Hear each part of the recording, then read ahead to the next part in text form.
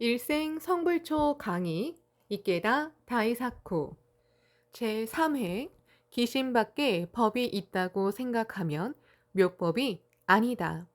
엄은 단 묘호랭개켜라고 부르며 수지한다 해도 만약 귀신밖에 법이 있다고 생각하면 묘법이 아니라 추법이니라. 추법은 금경이 아니로다. 금경이 아니면 방편이며 권문이니라. 방편 권문에 교란다면 성불의 직도가 아니고 성불의 직도가 아니면 다생 광겁의 수행을 거쳐도 성불되는 것이 아니므로 일생 성불은 이루기 어려우니라. 그러므로 묘호라고 부르고 랭게라고 읽을 때에는 나의 일념을 가리켜서 묘호랭개교라고 이름한다고 깊이 신심을 일으켜야 하느니라. 어서 189쪽 1행에서 3행 통해 단 묘호랭개교라고 부르며 수지한다 해도 만약 자신의 생명밖에 법이 있다고 생각한다면 그것은 전혀 묘법이 아니라 추법, 완전하지 못한 법이다. 추법은 법화경이 아니다. 법화경이 아니라면 방편의 가르침이며 임시의 가르침이다. 방편이고 임시의 가르침이라면 성불에 곧바로 이를 수 있는 길이 아니다. 성불에 곧바로 이룰 수 있는 길이 아니라면 여러 번 태어나 장원한 수행을 반복해도 성불되는 것이 아니므로 끝내 일생 성불을 이루지 못한다. 그러므로 묘호라고 부르고 랭게라고 읽을 때는 나의 일념을 가리켜서 묘호랭개교라고 일컫는다고 깊이 신심을 일으켜야 한다. 강의 창제는 자신이 묘법과 교류하는 것입니다. 자신이 묘법과 하나가 되기 위한 수행입니다. 그것은 묘법과 하나가 되는 것을 방해하는 무명과 싸우는 것입니다. 신으로 무명을 타파하고 묘법과 하나가 되면 묘호랭개교라는 위대한 법의 위대한 힘을 나의 몸에 꽃피울 수 있습니다. 거기에 창제의 헤아릴 수 없는 공덕이 있습니다. 그 구도의 신심을 담아 남묘호랭개교라고 봉창하는 것이 대성인이 넓히신 창제의 묘체입니다. 성불의 인과를 생명의 골수에 마음만이 중요하니라. 어서 1192쪽입니다. 우리가 창제할 때 삼장 삼하이 지지 말고 무명을 타파하는 용기 있는 신심을 무엇보다 먼저 마음 깊이 간직해야 합니다. 묘호랭개교는 궁극적인 묘리의 이름입니다. 그리고 남묘호랭개교는 이 묘리를 나타낸 부처의 생명을 부르는 이름입니다. 그러므로 남묘호랭개교를 봉창하는 신심의 일념에 묘호랭개교의 무한한 공덕이 꼽힙니다. 이것이 불교의 생명이 용연하는 것입니다. 여기에 신심을 인으로 하고 불교의 생명이 용연하는 것을 과로하는 일념의 인과가 있습니다. 고락에서 또 자행화타에 걸쳐 이 인과 일념의 창제를 지속하는 사람은 창제 속에 들어있는 성불할 수 있는 인과의 공덕을 우리 생명의 골수로 확립할 수 있습니다. 그때 그 사람의 생명에 확고한 불개의 생명이 나타납니다. 이것이 일생 성불입니다. 대성이는 관심의 본전초에서 묘호랭개교를 수지함이 즉 관심임을 논하시며 묘각의 석조는 우리들의 혈육이니라. 인과의 공덕은 골수가 아니겠느뇨. 어서 246쪽라고 말씀하셨습니다. 신심의 인과, 불계 용현의 과, 이 인과 일념을 성취하는 것이 창제의 힘입니다. 이로써 생각해보면 창제의 소리는 무명을 타파하고 장마를 떨쳐버리는 확고한 신심과 구도의 소리이며 그 결과로 용연한 불계의 생명에서 나오는 사자후입니다. 남묘랭개교를 창제하는 소리는 중생의 신심을 행하는 소리이며 동시에 부처 생명의 소리입니다. 그러므로 창제는 어디까지나 백마가 달리듯이 낭낭하고 상쾌하게 실천해야 합니다. 그리고 본래 자기 자신이 묘호랭개교임을 확인하는 행위가 창제라고 말할 수도 있습니다. 본래의 자기로 돌아가 구원 원초의 생명력을 분발시키는 싸움이 창제입니다.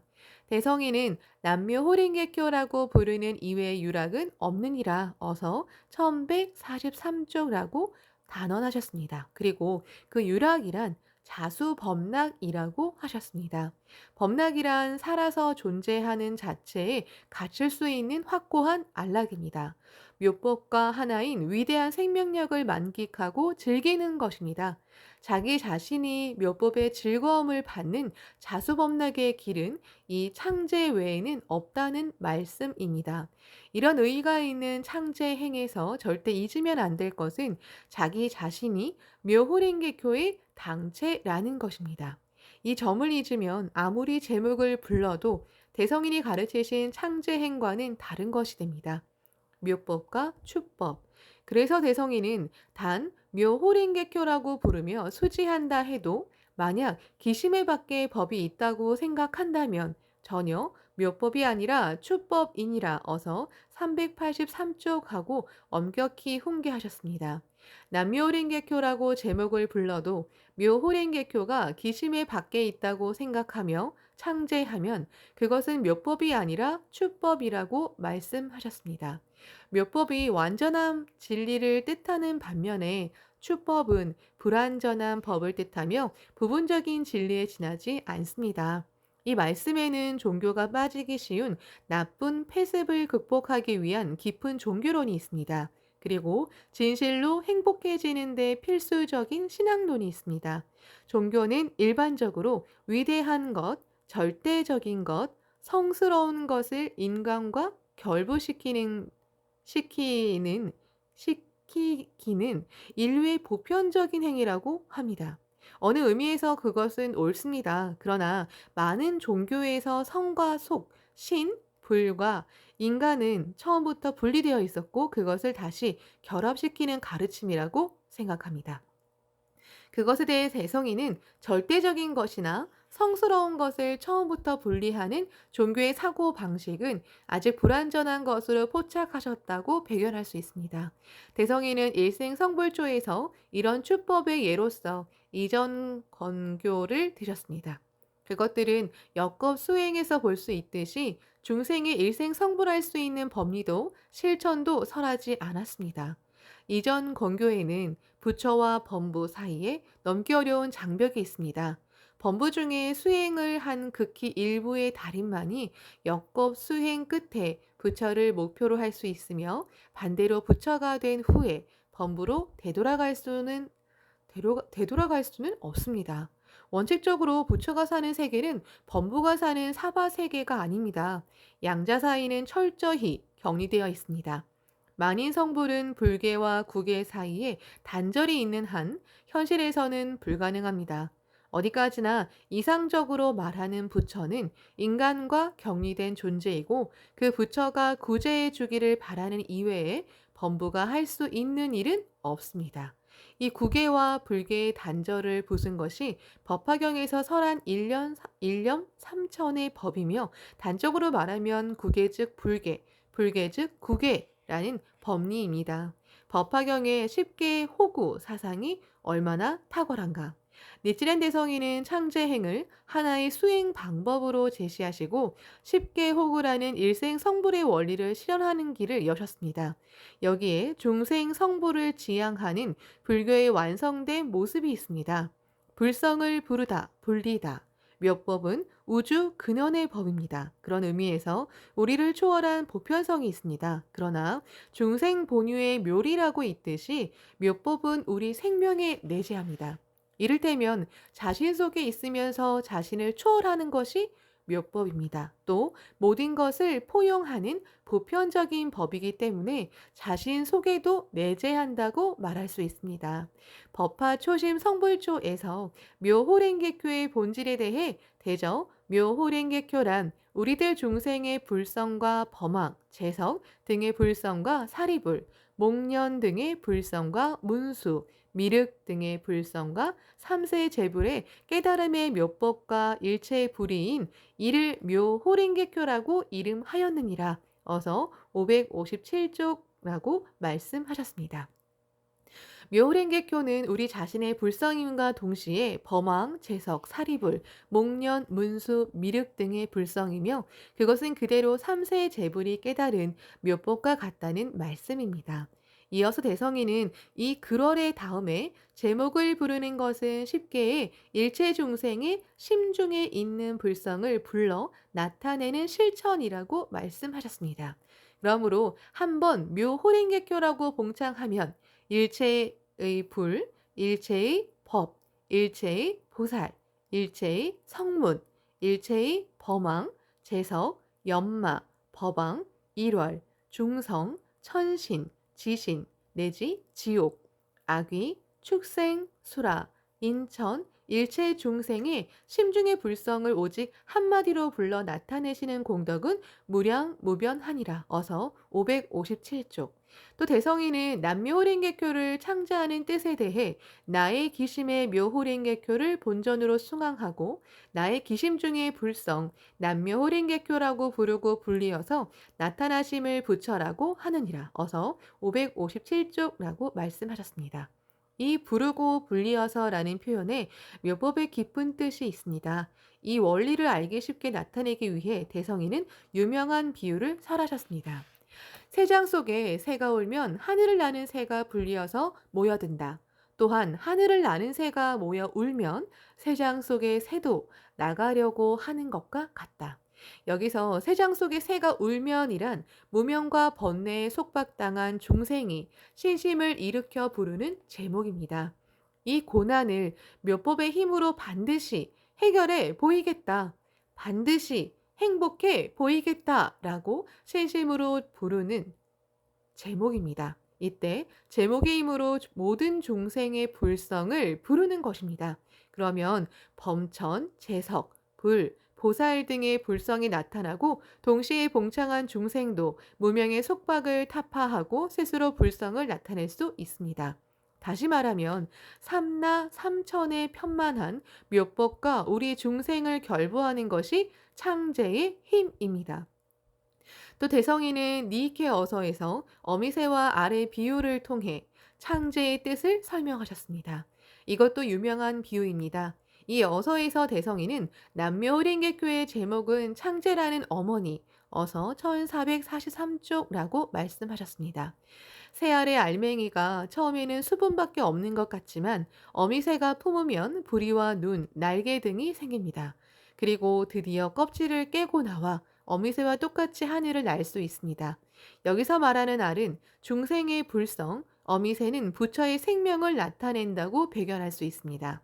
남묘호랭개교를 창제하는 소리는 중생이 신심하는 목소리인 동시에 부처의 생명작용이기도 합니다. 이 창제를 통해 성불하기 위해 가장 중요한 훈계가 기심의 밖에 법을 찾으면 안 된다는 것입니다. 기심의 밖에 법이 있다는 사고 방식은 모든 것을 이정경에 단절된 세계로 환원하기 때문입니다.